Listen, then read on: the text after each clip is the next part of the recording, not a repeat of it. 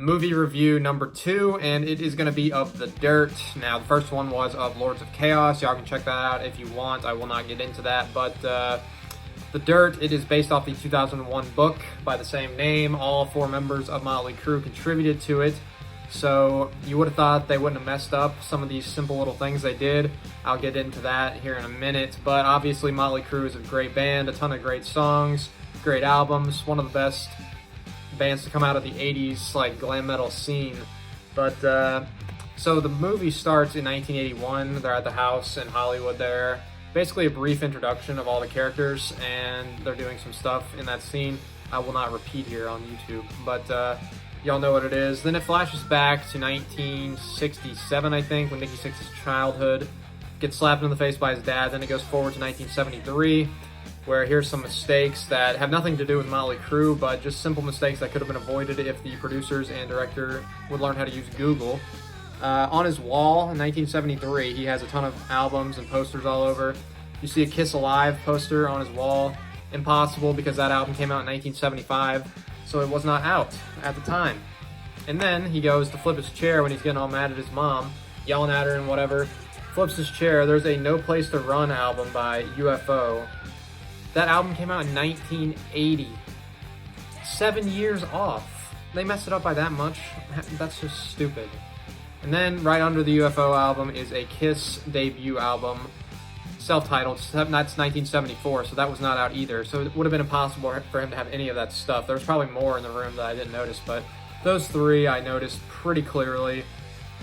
Wrong. And then going forward, it was 1981. We're at the part where Tommy Lee is talking now.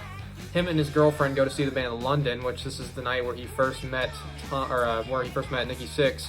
And of course they're oversimplifying everything because it's only an hour and 48 minutes, so it's got to go quick. He walks into a restaurant and Nikki Sixx is conveniently sitting over there at the table. Tommy Lee's like, wow, that's Nikki effing Sixx, I gotta go talk to him. So he goes to talk to him, twirling his drumsticks. They end up talking, and he is in the band. And it goes to the next scene, which is another mistake coming up. It's 1981 still, and Tommy Lee is wearing a Hulkamania shirt, which is impossible because wrestling fans know Hulkamania was not born until January of 1984 when Hulk Hogan defeated the Iron Sheik at Madison Square Garden. That is when Hulkamania started being a thing. So 1981, especially, there was not going to be a shirt. So that's wrong, impossible. And then Mick Mars comes pulling up, which this part's pretty funny. He's being an asshole, a smart ass to everybody, which I liked. And he ends up kicking out the crappy guitar player they had before, which I don't know if that's entirely accurate how that went, but whatever. And then, so Mick Mars is like, you guys mind telling me who does the singing in this band? So then Tommy Lee is like, man, I know this guy who would be perfect. So they go to a backyard party together to see Vince Neil, and he's playing with a band called Rock Candy, and they messed this up because when they first walk up, he is singing a song called My Kinda Lover by Billy Squier. Now this song came out on the album Don't Say No, which was released on April 13th, 1981. Now, Vince Neil was hired in real life on April 1st, 1981, so it would have been impossible for him to be singing the song My Kinda Lover because he was already hired before that song even came out. So he would have been singing something else that was already released when they first saw him sing, so they could have had him singing a song from the 70s that would have been no issue, but they had to pick a song that was not even out yet at the time.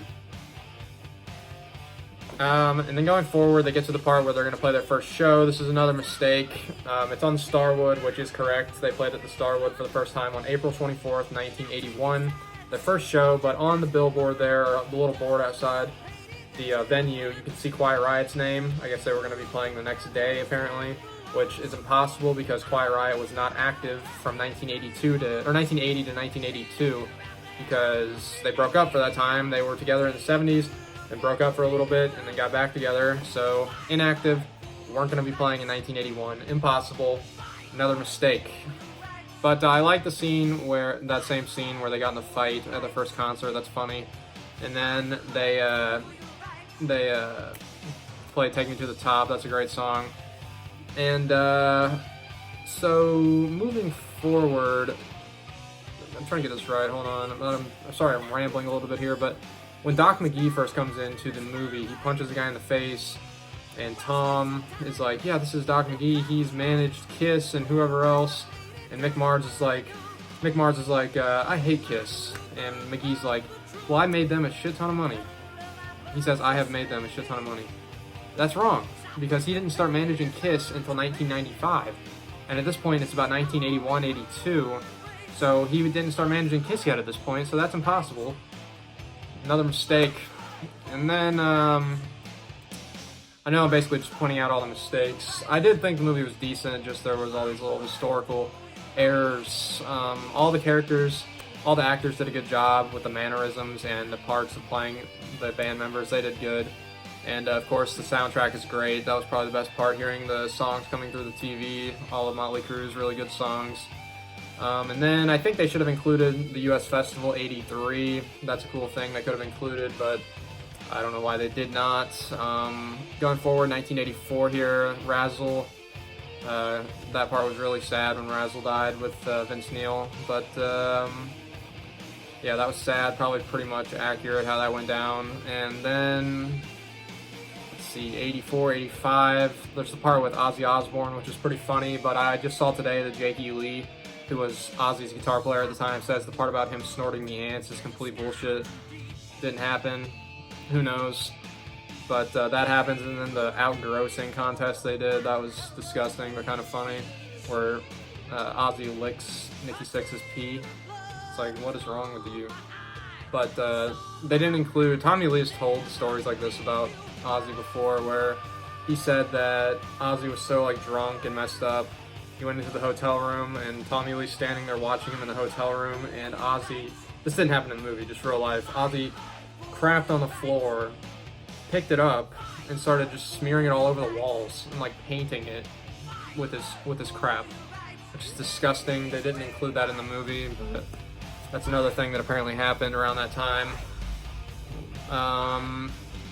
Going up here, it's still 1985. The Theater of Pain album is on the backdrop in this venue they're playing at, and Vince Neil's daughter comes up and he goes to hug her and he says, "Hi, Skylar," which is wrong because Skylar wasn't born until 1991, so I don't know how they messed that up. I don't know if his other daughter, which he had a daughter who was around 2 years old at that time, her name was Elizabeth, and I don't know if she just didn't want her name used, so they only made it seem like he had one daughter, which they referred to her as Skylar, and she wasn't even born yet. So that's another mistake I saw. Going up here, it's still around the time Nikki Sixx is doing all the heroin, and it's disgusting. He overdoses. It's a little interesting thing they had in that scene. They had Slash was in the room where Nikki Sixx overdosed. I don't know if that's true or not, but that was kind of interesting. And then they end up getting sober, and this is when tensions are starting to rise because everybody's not really having fun sober. And another part, they're like calling back home, and Vince Neil calls and says, "Hey, can I talk to Skylar again?" Which she still wasn't born in 1989, 90. And then eventually they get to the part where the band breaks up with Vince Neil, which I thought was kind of funny when Vince Neil says he doesn't want to be there because the album is stupid, referring to the 94 self-titled album. I don't really like that album, so that was kind of funny. And I'd like to say Vince Neil's solo album from 1993 destroys the 94 self-titled Mötley Crüe album. Steve Stevens on guitar, definitely recommend checking that out. Amazing album. And then, so then it gets to the part of Vince Neil's daughter dying, which is extremely sad. If you were not about to cry during that part, you do not have a soul.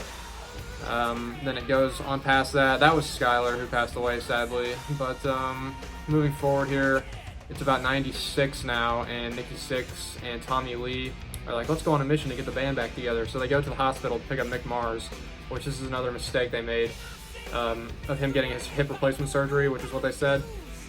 It happened in like 2004, but in the movie there, it's still like 1996, so that was wrong. And then they get Vince Neil back, and it stops around 96, 97-ish.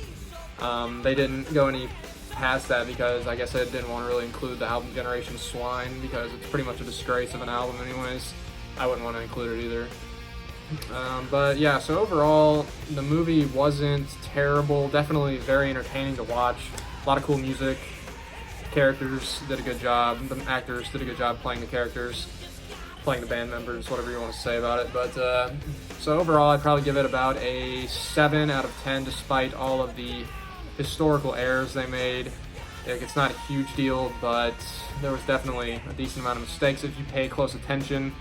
So until next time, thank you for watching.